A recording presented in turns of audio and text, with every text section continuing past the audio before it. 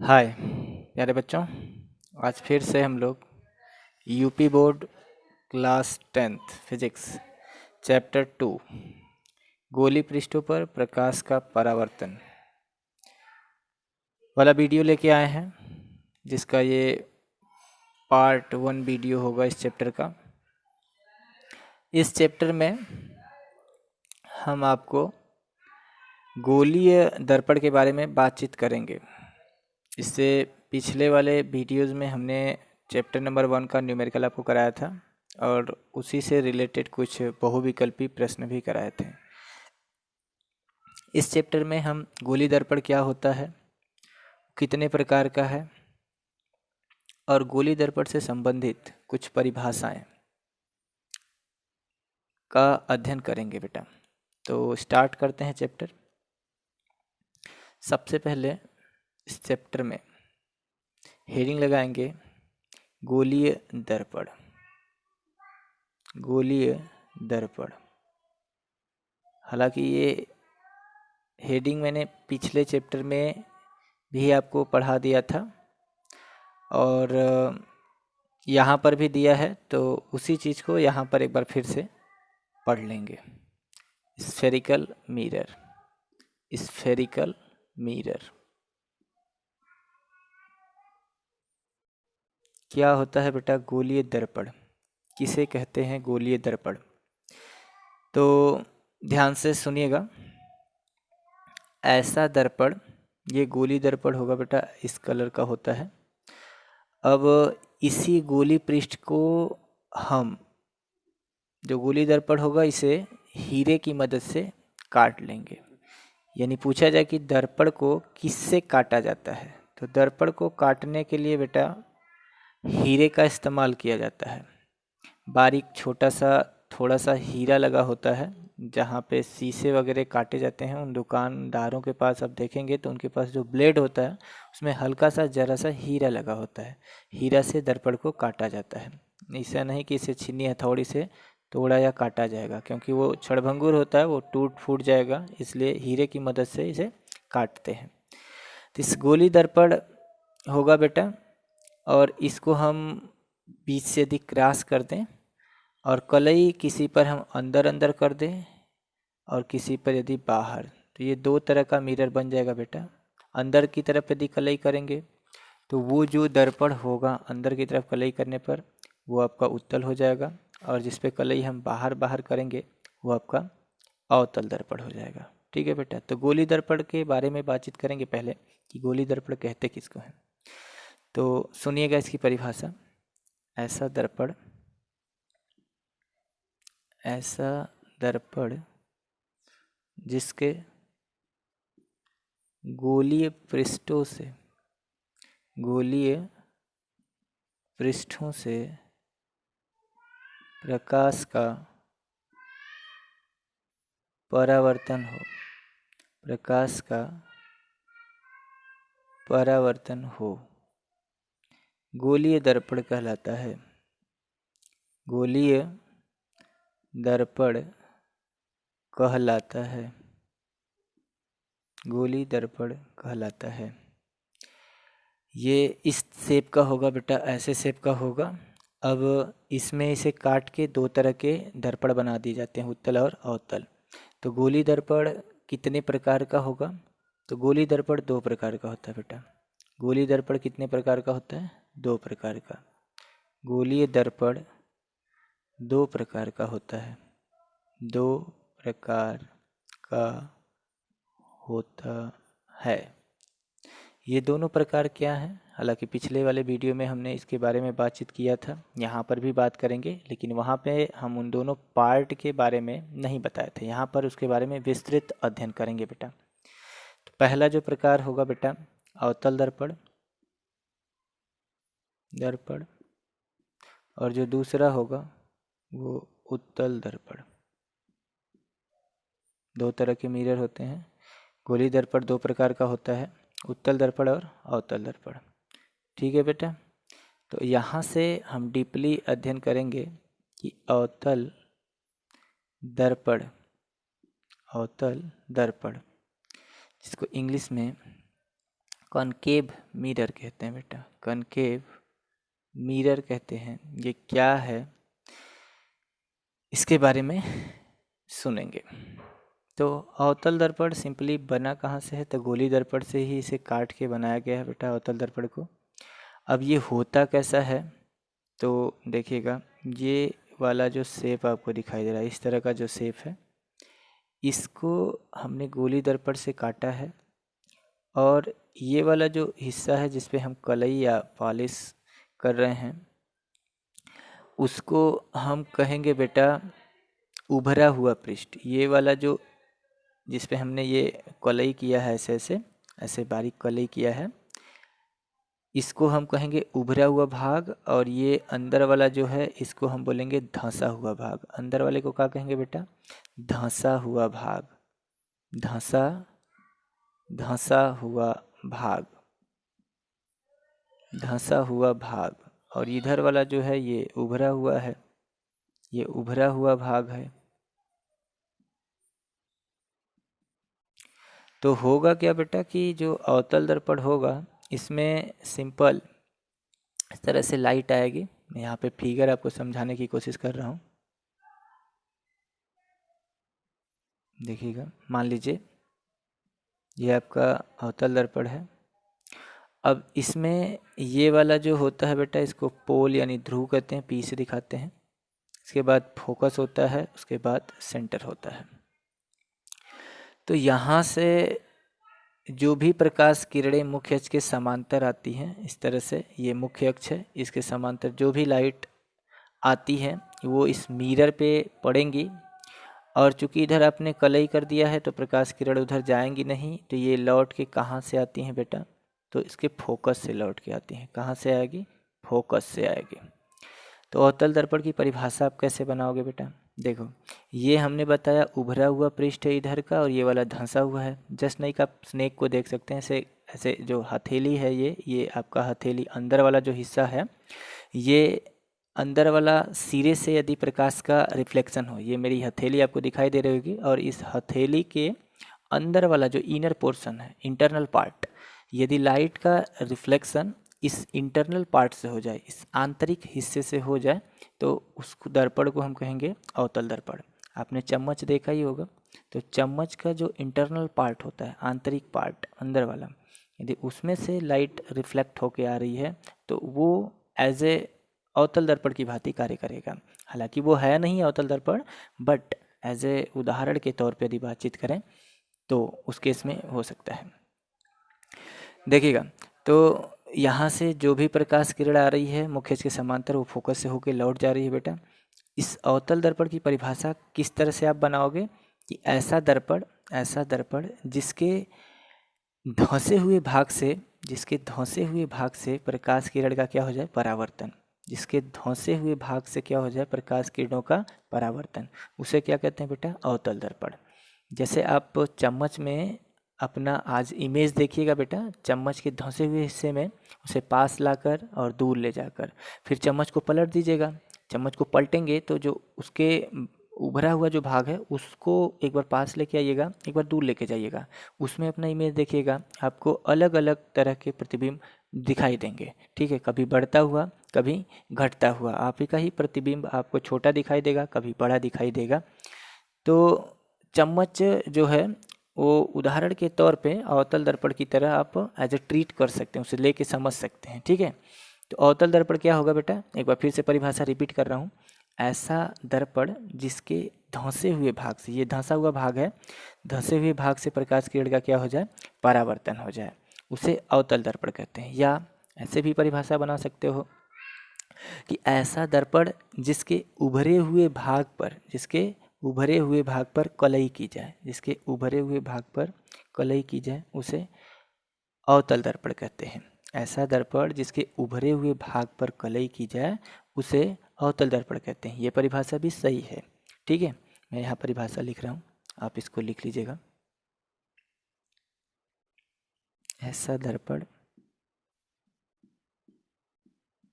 जिसके धंसे हुए भाग से प्रकाश का परावर्तन हो जाए, परावर्तन हो जाए, अवतल दर्पण कहलाता है, अवतल दर्पण कहलाता है। इसका फिगर बना देता हूँ बेटा। ये अवतल दर्पण का चित्र है, इसे आप बना लीजिएगा। कलई किया है, ये हमने मुख्य अक्ष है, ये इसको ध्रुव कहते हैं। इसके बाद फोकस होता है और उसके बाद सेंटर, यानी P से F की जो दूरी होती है बेटा, उतनी ही दूरी C से F की भी होती है। ठीक है, ये अवतल दर्पण का इमेज है। इस तरह से कलई किया है। लाइट को हम पैरेलल लेके आके दिखा रहे हैं आपको। मुख्य अक्ष के समांतर आ रही है, लौट के कहाँ से जा रही है? फोकस से। तो बस धंसे हुए भाग से यदि प्रकाश किरण का परावर्तन हो जाएगा बेटा, तो वो आपका दर्पण कौन सा होगा? अवतल दर्पण होगा। कौन सा दर्पण होगा? अवतल दर्पण। ये अंदर वाला इसका धंसा हुआ है, बाहर वाला उभरा हुआ है। अब बात करते हैं आगे उत्तल दर्पण की। तो हेडिंग डालेंगे बेटा आगे, उत्तल दर्पण। कौन सी हेडिंग डालेंगे? उत्तल दर्पण। उत्तल दर्पण, इंग्लिश में इसको कहते हैं बेटा convex mirror. Convex mirror, convex mirror. क्या होता है बेटा अवतल दर्पण? किसे कहते हैं अवतल दर्पण? क्या होगी इसकी परिभाषा? ध्यान से इसको समझते हैं। इन चीज़ों को यहाँ आसानी से समझ लेंगे बेटा तो आगे बड़ा काम देगा। देखिएगा, अवतल दर्पण क्या है? ठीक इसी परिभाषा का उल्टा परिभाषा या फिगर इसी का बदल दीजिए, आपका उत्तल दर्पण का फिगर बन जाएगा। देखिए, तो इसमें फिगर कैसे होगा बेटा? वही गोली दर्पण होगा, उसे हम काट देंगे और काटने के बाद इसके धंसे वाले हिस्से में क्या कर देंगे? कलई। ये धंसा वाला हिस्सा जो होगा इसमें क्या कर देंगे? कलई कर देंगे। समझ पा रहे हैं? और ये जो लाइनिंग है ये मुख्य अक्ष है। इस तरह से यहाँ पे इसका पोल होगा, मतलब ध्रुव, उसके बाद फोकस होता है, उसके बाद सेंटर होता है।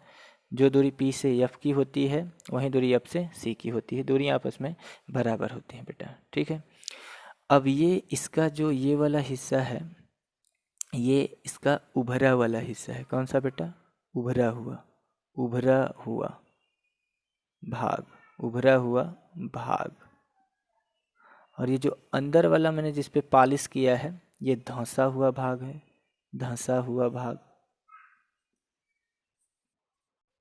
धंसा हुआ भाग है। इधर वाला उभरा हुआ है और इधर अंदर वाला धंसा हुआ है।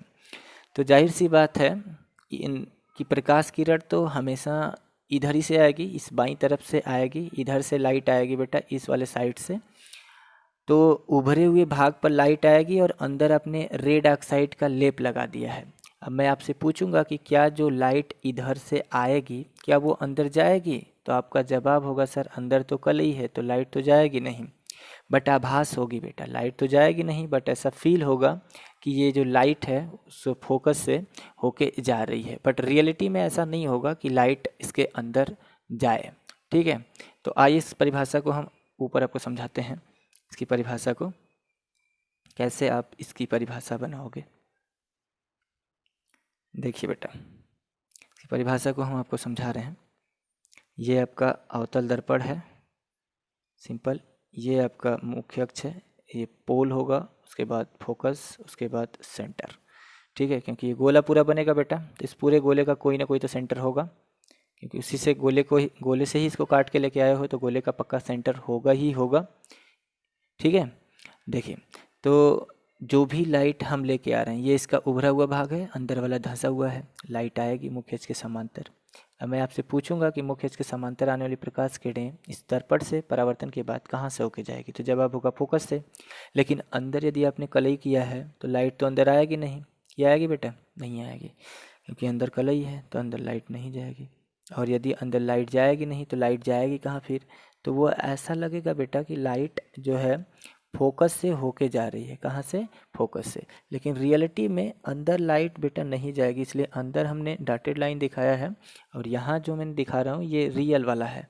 यहाँ सच में लाइट ऐसा फील होगा कि ये फोकस से होके जा रही है, ये लाइट ऐसा फील होगा कि फोकस से होके जा रही है, बट रियल में नहीं जाएगी बेटा, ये फोकस से होके नहीं जाएगी।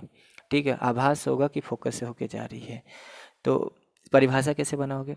ऐसा दर्पण जिसके उभरे हुए भाग से प्रकाश किरण का क्या हो जाए? परावर्तन। ऐसा दर्पण जिसके उभरे हुए भाग से प्रकाश किरण का क्या हो जाए?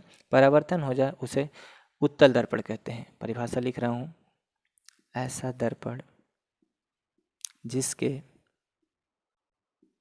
उभरे हुए भाग, जिसके उभरे हुए भाग से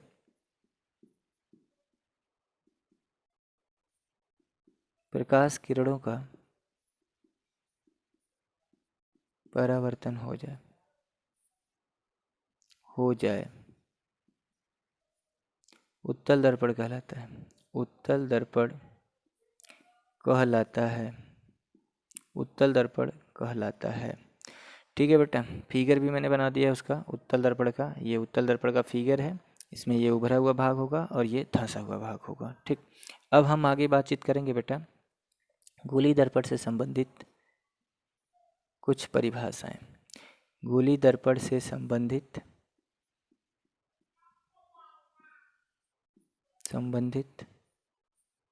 कुछ परिभाषाएं।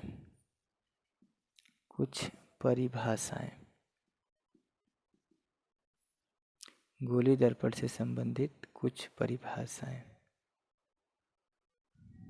ठीक है, तो देखिए बेटा, ये सारी परिभाषाएं हम आपको ज़बानी याद कराएंगे। ध्यान से बस आप मेरे शब्दों को गौर से सुनिएगा और फिगर पे खासकर ध्यान दीजिएगा, आपको सारी परिभाषाएं याद हो जाएंगी। देखिए, ये आपका एक गोली दर्पण है, फिर से बना दे रहा हूँ। ये आपका गोली दर्पण है, इसे मैं बीच से बेटा काट दे रहा हूँ। ठीक है, अब बीच से काटने के बाद मैं कोई एक पोर्शन इसमें से पकड़ ले रहा हूँ, ये वाला ले रहा हूँ मैं, ये हिस्सा। और यदि मैं आपसे कहूँ कि मैं बाहर बाहर कलई कर रहा हूँ, उस कटे हुए भाग पर बाहर बाहर कलई कर रहा हूँ, बताओ कौन सा दर्पण है? तो जवाब क्या दोगे? क्या जवाब दोगे? उत्तल या अवतल? तो जवाब आपका क्या आएगा जी? अवतल। बाहर बाहर कलई होगी तो क्या जवाब आएगा? अवतल। ये अवतल दर्पण का ध्रुव होगा, फिर अवतल दर्पण का फोकस होगा, फिर अवतल दर्पण का सेंटर यानी वक्रता केंद्र होगा। ठीक है, अब इसमें हम 1 बाई 1 परिभाषाएं डिस्कस करेंगे आपसे। जैसे सबसे पहली बात कि दर्पण का ध्रुव क्या होता है, यानी ध्रुव किसे कहते हैं? तो हेडिंग लगाएंगे ध्रुव यानी पोल। ध्रुव किसे कहते हैं? ठीक है, सुनिएगा, ये आपका दर्पण है और ये दर्पण का इतना वाला हिस्सा जो है परावर्तक पृष्ठ है। इस इतने हिस्से पर यदि लाइट कहीं पर भी पड़ेगी तो ये लाइट को परावर्तित कर देगा। अब इसके ऊपर वाले हिस्से पर लाइट इधर कहीं से आएगी तो इससे तो टकराइबे नहीं करेगी, तो परावर्तन होगा? नहीं होगा। इतने हिस्से पर कहीं भी लाइट पड़ेगी तो लाइट को ये क्या करेगा? बेंड कर देगा, परावर्तित कर देगा, रिफ्लेक्ट कर देगा, मोड़ देगा लाइट को। ठीक है, तो ध्रुव की परिभाषा बनाएंगे बेटा कि दर्पण के परावर्तक तल के मध्य बिंदु को दर्पण का ध्रुव कहते हैं। ये दर्पण का इतना ही जो हिस्सा आपको दिखाई दे रहा है ये परावर्तक है, और इसका जो मिड पॉइंट होगा वो आपका ध्रुव होगा। कहेंगे कि क्या ये ध्रुव है? जैसे समझिए, ये हमने दर्पण बनाया है अवतल और हम कह देंगे कि ये ध्रुव है। आप मान लेंगे ये ध्रुव है, ये दर्पण का परावर्तक पृष्ठ इतना सा है और ये इस पूरे हिस्से का क्या मिड पॉइंट दिखाई दे रहा है? नहीं। तो ये ध्रुव होगा? नहीं, ये गलत है, ये ध्रुव नहीं होगा। ध्रुव वो होगा जो दर्पण के परावर्तक पृष्ठ का मध्य बिंदु होगा। मध्य मतलब बीच वाला, आधा आधा वाला हिस्सा, वो उसका ध्रुव होगा। ठीक है, तो हेडिंग लिखेंगे, सॉरी इसकी परिभाषा लिखेंगे, दर्पण के परावर्तक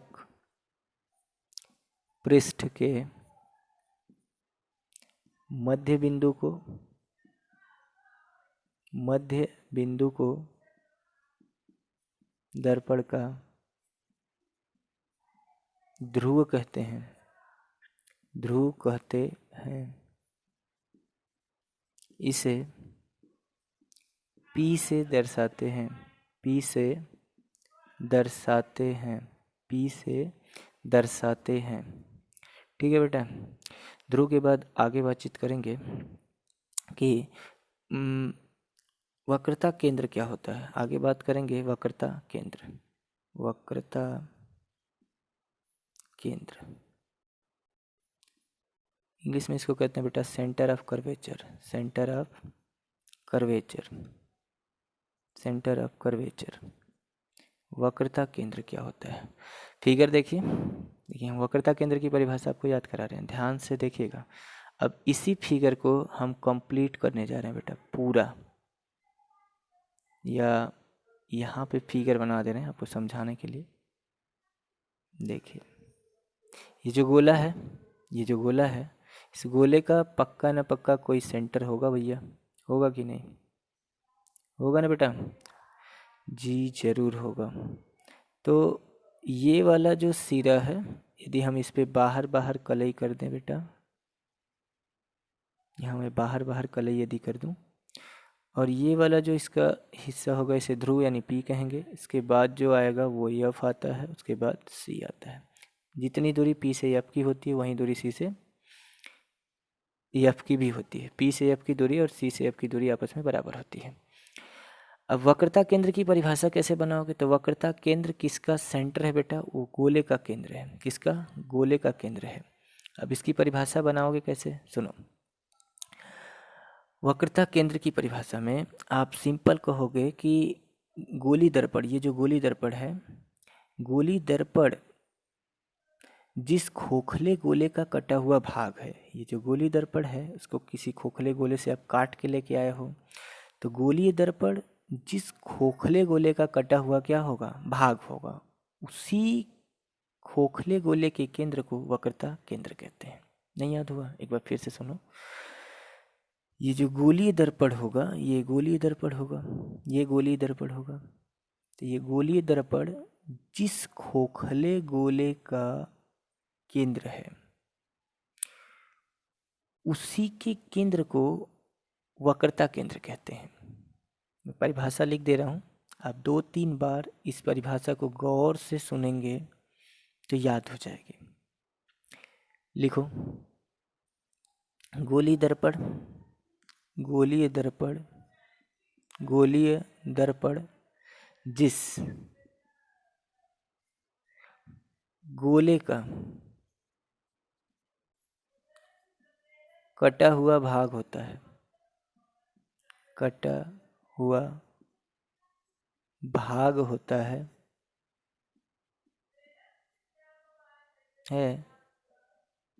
उसके केंद्र को, उसके केंद्र को वक्रता केंद्र कहते हैं। वक्रता केंद्र कहते हैं, वक्रता केंद्र कहते हैं, उसके केंद्र को वक्रता केंद्र कहते हैं। ये जो गोली दर्पण है, जिस खोखले गोले का कटा हुआ भाग है, उसका जो भी सेंटर होगा उसी को वक्रता केंद्र कहते हैं। इसे सी से दिखाते हैं बेटा, लिख लीजिएगा, इसे सी से दर्शाते हैं। आगे बात करते हैं, आगे बातचीत करते हैं बेटा। वक्रता केंद्र के बाद बातचीत करेंगे बेटा फोकस दूरी की। आइए बात करते हैं फोकस दूरी की। फिगर हम बना दे रहे हैं ताकि हम आपको परिभाषाएं इसी चित्र के माध्यम से याद करा सकें। PFC हेडिंग लगाएंगे फोकस दूरी, फोकस दूरी, focal length, focal length, focal length, focus दूरी। तो फिगर में बेटा जो P से F के बीच की दूरी दिखाई दे रही है, इसी को क्या कहते हैं? फोकस दूरी। P और F के बीच की जो दूरी दिखाई दे रही है इसी को फोकस दूरी कहते हैं। इसे स्मॉल f से दिखाते हैं बेटा, स्मॉल f से। P का मतलब ध्रुव है, F का मतलब फोकस है, तो P और F के बीच की जो भी दूरी होगी उसी को फोकस दूरी कहेंगे। परिभाषा लिख लेते हैं, लिखिए, ध्रुव व फोकस के बीच की दूरी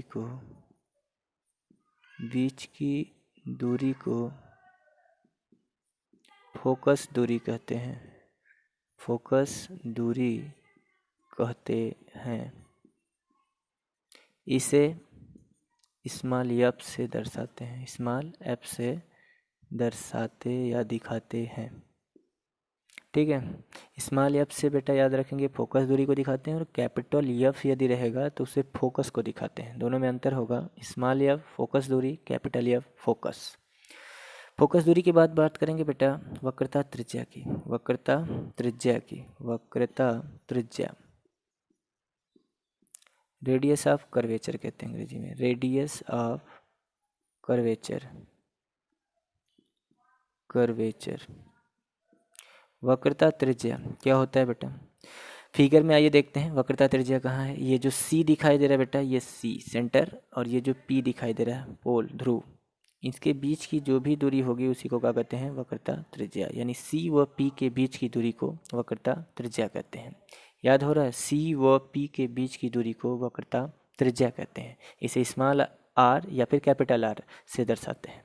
लिख लीजिए वक्रता केंद्र, वक्रता केंद्र यानी सी व ध्रुव यानी पी के बीच की दूरी को, के बीच की दूरी को वक्रता त्रिज्या कहते हैं, वक्रता त्रिज्या कहते हैं, वक्रता त्रिज्या कहते हैं। ठीक है बेटा, इसे स्मॉल आर से दर्शाते हैं। कुछ किताबों में कैपिटल आर भी दिया है तो उससे कोई मतलब नहीं है, आप स्मॉल या कैपिटल कोई भी दिखा सकते हैं, दर्शाते हैं। ठीक है। वक्रता त्रिज्या के बाद बात करेंगे बेटा मुख्य अक्ष की। किसकी, मुख्य अक्ष, मुख्य अक्ष, प्रिंसिपल एक्सिस, प्रिंसिपल एक्सिस, मुख्य अक्ष। क्या होता है बेटा मुख्य अक्ष, फिगर यहाँ पे आपको एक बार फिर से दिखा देते हैं। मुख्य अक्ष क्या है, ये जो दिखाई दे रहा है ये वाली लाइनिंग, इसी को हम मुख्य अक्ष कह रहे हैं। यानी जो सी है, एफ है और पी है, इनको मिलाने वाली जो रेखा होगी उसी को क्या कहेंगे, एफ। कैसे परिभाषा बनाएंगे बेटा, तो वह रेखा जो ध्रुव फोकस और केंद्र से होके जाती है उसे मुख्य अक्ष कहते हैं। वह रेखा जो दर्पण के ध्रुव, फोकस व वक्रता केंद्र से होके जाती है उसे मुख्य अक्ष कहते हैं। ठीक है, लिखिएगा दर्पण के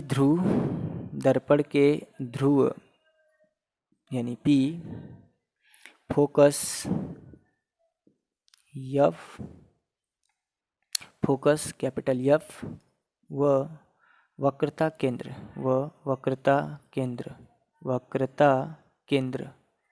वक्रता केंद्र यानी सी से होकर जाने वाली रेखा, से होकर जाने वाली रेखा, होकर जाने वाली रेखा, रेखा मुख्य अक्ष कहलाती है, मुख्य अक्ष कहलाती है, कहलाती है। ठीक है बेटा, इसके बाद बात करेंगे आगे कि फोकस किसे कहते हैं बेटा। आगे हम परिभाषा पढ़ेंगे फोकस क्या होता है। ठीक है, तो हेडिंग लिखेंगे फोकस, फोकस, दर्पण का फोकस। फोकस क्या होता है, तो इसी अवतल दर्पण में ही बातचीत हम कर ले रहे हैं बेटा। अवतल दर्पण हो या उत्तल दर्पण, दोनों में सेम बात रहेगी। परिभाषा आप किसी मिरर को बना के याद कर सकते हो। ये आपका ध्रुव होगा, उसके बाद फोकस आता है, उसके बाद सेंटर। याद रखिएगा पीएफसी, पीएफसी 2-4 बार कहेंगे, पीएफसी पीएफसी याद हो जाएगा। पी उसके बाद एफ, उसके बाद सी। अब हमें इसी एफ की परिभाषा बनानी है बेटा, इसी एफ यानी फोकस की। ठीक है, तो देखो एफ की परिभाषा कैसे बनाऊंगा। ये लाइट आ रही है मुख्य अक्ष के समांतर, नीचे से भी आप लाइट लेके जा सकते हो मुख्य अक्ष के समांतर। तो मुख्य अक्ष के समांतर जो भी प्रकाश किरण जाएगी वो दर्पण से परावर्तन के बाद जिस बिंदु से होके गुजरेगी बेटा, उसी को उसका हम फोकस कहेंगे। तो यहाँ से जाएगी, अब उस पार तो जा नहीं पाएगी क्योंकि आपने कलई कर दिया है, तो ये फोकस से होके लौट जाएगी। ठीक है, तो इस अवतल दर्पण में तो सच में जाती है बेटा, लेकिन जो उत्तल होगा, जो उत्तल दर्पण होगा, यहाँ पे हम बना दे रहे हैं, ये इसका पोल, इसके बाद फोकस, इसके बाद सेंटर। यहाँ पे जो भी लाइट आएंगी बेटा मुख्य अक्ष के समांतर तो हैं। अब आपसे मैं पूछूंगा कि मुख्य अक्ष के समांतर जाने वाली प्रकाश किरण दर्पण से परावर्तन के बाद कहाँ से जाती है, तो जवाब होगा फोकस से। लेकिन उत्तल दर्पण में तो जाएगी नहीं बल्कि जाती हुई प्रतीत होती है बेटा। तो यहाँ पे ऐसा फील होगा कि जो भी लाइट निकल रही है रिफ्लेक्शन के बाद वो फोकस से ही निकल के आ रही है। तो परिभाषा में मैं एक शब्द इस्तेमाल करूँगा कि मुख्य अक्ष के समांतर चलने वाली प्रकाश किरणें दर्पण से परावर्तन के बाद, यहाँ दर्पण से देखो परावर्तन हो रहा है बेटा, यहाँ और यहाँ परावर्तन हो रहा है, तो दर्पण से परावर्तन के बाद जिस बिंदु से होके जाती हैं अथवा जाती हुई प्रतीत होती हैं उसे उस दर्पण का फोकस कहते हैं, उसे फोकस कहते हैं। नहीं याद हुआ? एक बार फिर से देखो, ये मुख्य अक्ष है, मुख्य अक्ष के समांतर चलने वाली प्रकाश किरणें दर्पण से परावर्तन के बाद जिस बिंदु से होके जाती हैं अथवा जाती हुई प्रतीत होती हैं उसे फोकस कहते हैं। मैं परिभाषा लिख दे रहा हूँ। मुख्य अक्ष के समांतर, मुख्य अक्ष के समांतर चलने वाली प्रकाश किरणें दर्पण से परावर्तन के बाद जिस बिंदु से होकर जाती है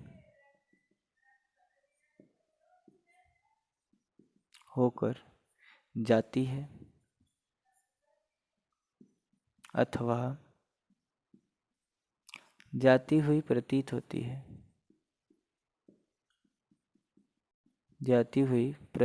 होती है उसे फोकस कहते हैं। परिभाषा रटिएगा मत बेटा, देखने में बहुत बड़ी लग रही होगी, आप फिगर के माध्यम से इसको याद करेंगे तो ये याद हो जाएगी आपको। ठीक है, ये मुख्य अक्ष है, इसके समांतर लाइट जा रही है, जाने के बाद जिस बिंदु से ये होके जाएंगी या जाती हुई प्रतीत होंगी उसी को इसका फोकस कहते हैं। बस सिंपल है। इसे यफ से दिखाते हैं, इसे कैपिटल यफ से दर्शाते हैं। ठीक है, मुख्य फोकस के बाद बात करेंगे बेटा दर्पण का द्वारक यानी हेडिंग डालेंगे द्वारक। एपैरेचर होता है अंग्रेजी, एपैरेचर।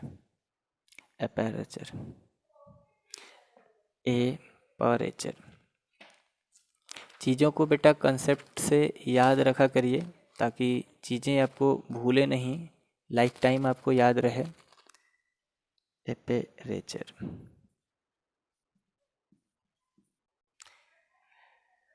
क्या होता है बेटा? दर्पण का द्वारक एपर्चर, सॉरी यार स्पेलिंग गलत है, एपर्चर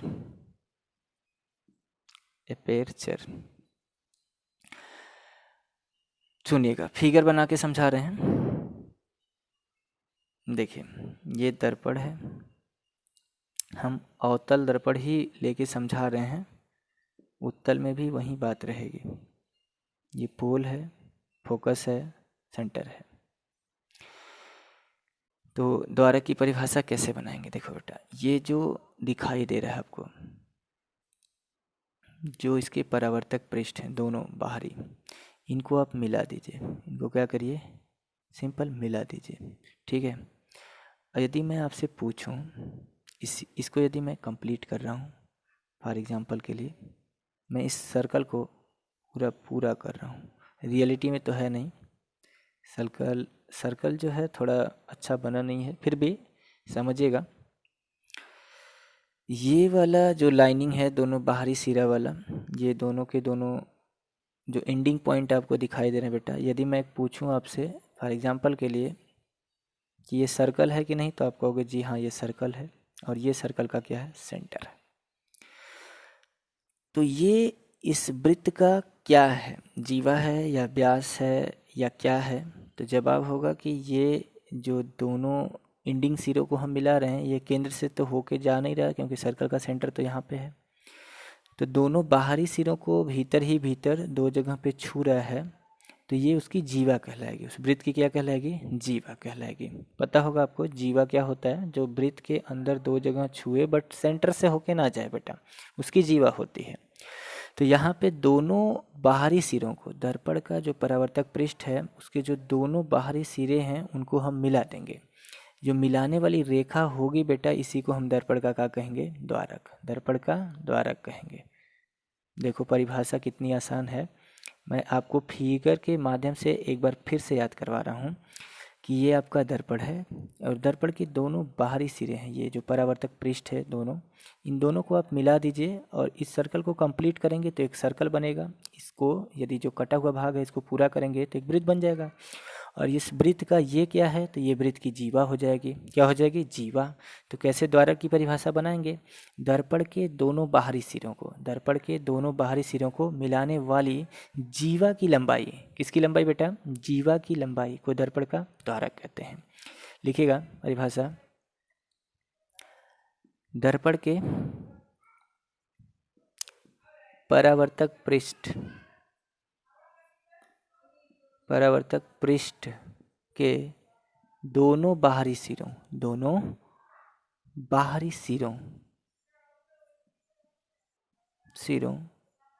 को मिलाने वाली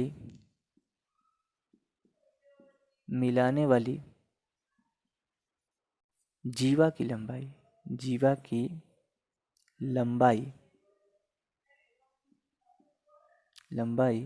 को दर्पण का द्वारक कहते हैं। दर्पण का द्वारक कहते हैं। ठीक है बेटा। द्वारक का मतलब एज ए दरवाज़ा है। ये जितना बड़ा होगा उसकी फोकस, उसमें से उतना ही ज़्यादा प्रकाश इंटर्ट करेगा बेटा। तो ज़्यादा बड़ा द्वारक होगा तो दर्पण में ज़्यादा प्रकाश इंटर्ट करेगा दर्पण से एक ही साथ। यदि दर्पण का द्वारक छोटा होगा तो उसमें से कम प्रकाश एक बार में एंट्री करेगा। तो द्वारक जितना बड़ा, प्रकाश उतना ही इंटर्ट करेगा। यदि द्वारक कम होगा, मतलब द्वारक की लंबाई कम होगी, तो उसमें से कम प्रकाश इंटर्ट करेगा। ठीक है। इसके बाद बेटा ये परिभाषा पढ़ने के बाद आगे एक और परिभाषा है, उसको भी हम देख लेते हैं। फोकस तल क्या होता है बेटा, वो परिभाषा हम देख लेते हैं। तो हेडिंग आगे डालेंगे फोकस तल, focal plane.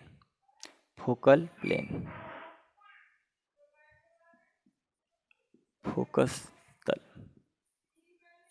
Focal plane. Simple परिभाषा है बेटा इसकी भी। देखो ये आपका अवतल दर्पण है।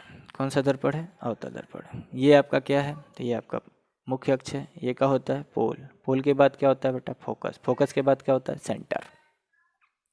तो देखो वह रेखा, नाम है इसका फोकस तल। तो फोकस तल की परिभाषा कैसे बनाओगे कि वह रेखा जो मुख्य फोकस से होके गुजरे। किससे होके गुजरे बेटा? ये जो मुख्य फोकस है इससे होके गुजरेगी और मुख्य अक्ष के लंबवत होगी। देख रहे हो मुख्य अक्ष के साथ 90 डिग्री का कोण बना रही है, तो उसी को क्या कहेंगे बेटा? फोकस तल। फिर से समझो, वह रेखा जो मुख्य फोकस या फोकस से होके गुजरे जाए और मुख्य अक्ष के क्या रहे? लंबवत रहे, उसे फोकस तल कहते हैं। याद हुआ? वह रेखा जो मुख्य फोकस से होके गुजरे और मुख्य अक्ष के साथ 90 डिग्री का कोण बनाए या मुख्य अक्ष से लंबवत हो, उसे क्या कहेंगे? फोकस तल कहेंगे। लिख लो परिभाषा, वह रेखा जो मुख्य फोकस से होकर गुजरे और मुख्य अक्ष के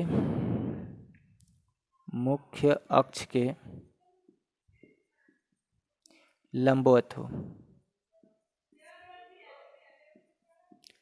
फोकस तल कहलाता है। फोकस तल कहलाता है। ठीक है बेटा। तो गोली दर्पण से संबंधित जो परिभाषाएं थी वो समाप्त होती हैं यहीं पे। इसके बाद अगले वीडियो में हम आपसे जो रे डायग्राम होगा, किरण आरेख खींचने का नियम, उसके बारे में विचार विमर्श करेंगे। तब तक के लिए धन्यवाद।